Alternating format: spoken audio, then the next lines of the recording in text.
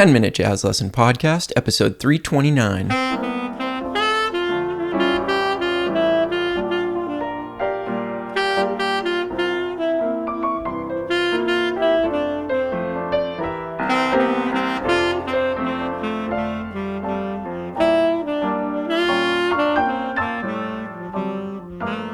Hey everybody, welcome back to episode 329 of the 10-Minute Jazz Lesson Podcast.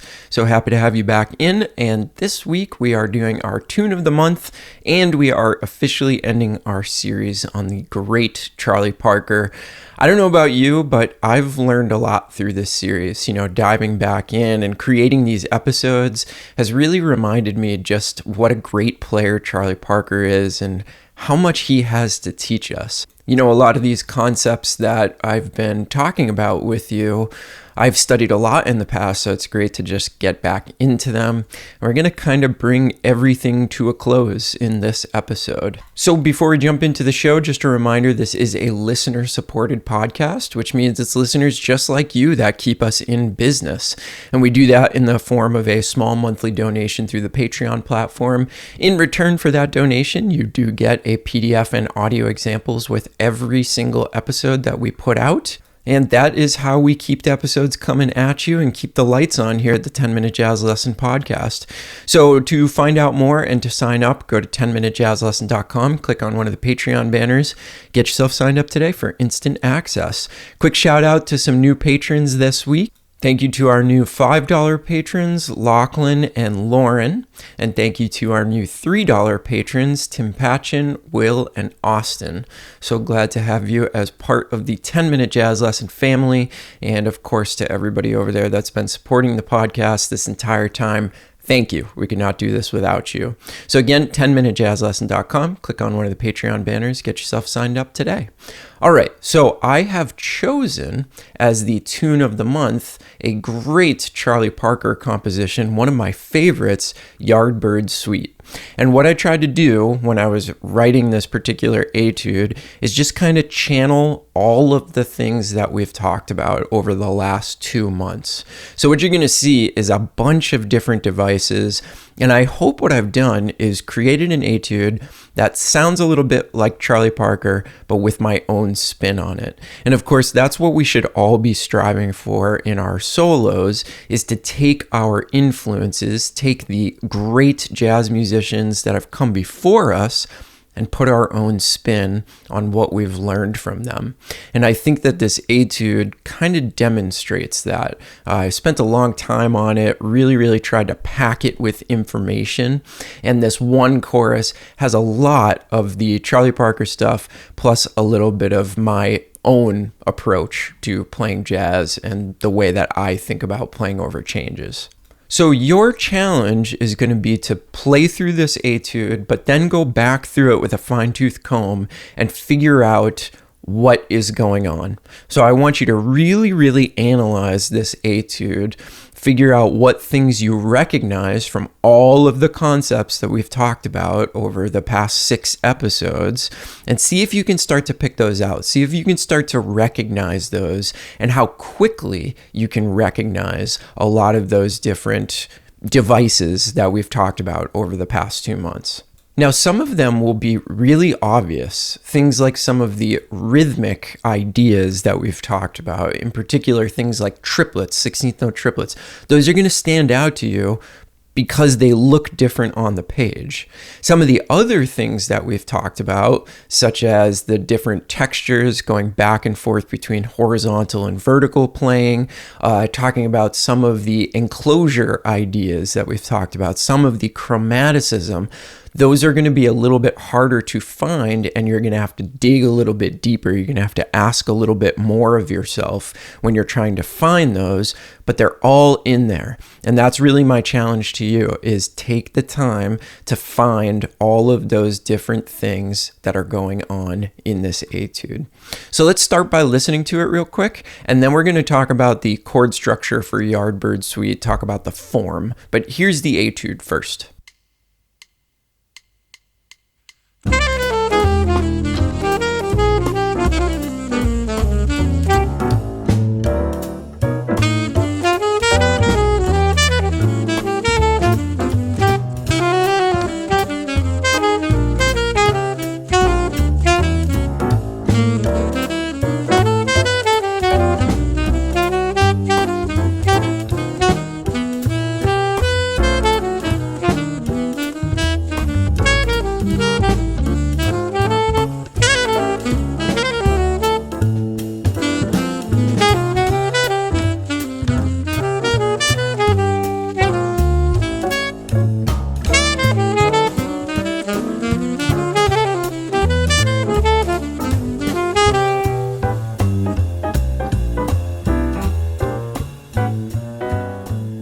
Now, this is one of the busiest etudes that I've ever written, and there's a reason for that. I wanted to try to pack everything into one chorus, and I feel like I did that. I'm happy with what it is. You know, Charlie Parker is a really, really busy player. He played a lot of notes. His phrasing was very, very dense, so that's another reason why I kind of packed this, and is not really at the end of the day the way that I would necessarily play.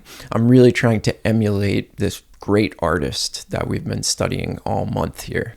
Okay, so let's dive into the form of Yardbird Suite. So this is in the key of concert C, and what we have here is an A-A-B-A form, 32 bars, and let's dive in and talk about the chord layout. Okay, so let's start with the first A. So we see it start on a 1 chord, and then in the second bar, we have a 2-5, and it looks like it's in the key of concert E flat. But we definitely do not go to the key of concert E flat. We go back to our original 1 chord. So we start with 1, 2, 5, and then a deceptive cadence back to 1. Does anybody recognize what that cadence is? We've talked about it many times here on the podcast. This is a backdoor cadence. So instead of going 5 to 1, we play the 5 chord and then we go up a whole step back to our original key.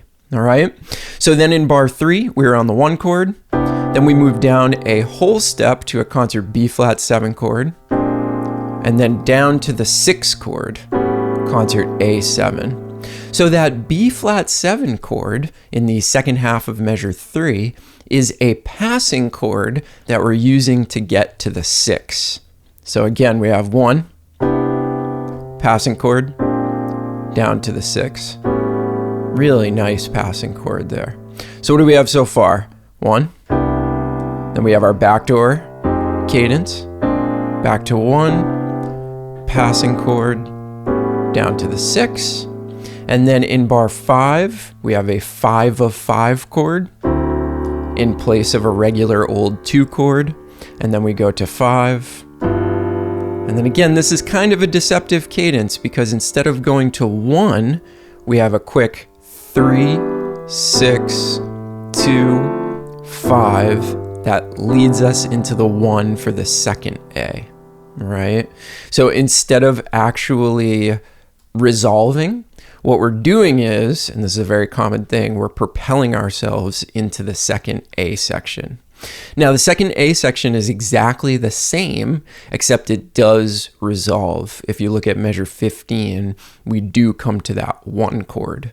So let's listen to the first 2 A sections. So again, 1, backdoor progression, back into 1, passing chord, 6, then 5 of 5, 5, 3, 6, 2, 5, second A, 1, backdoor progression again, 1, passing chord, 6 chord, 5 of 5, 5, and this time we resolve to 1.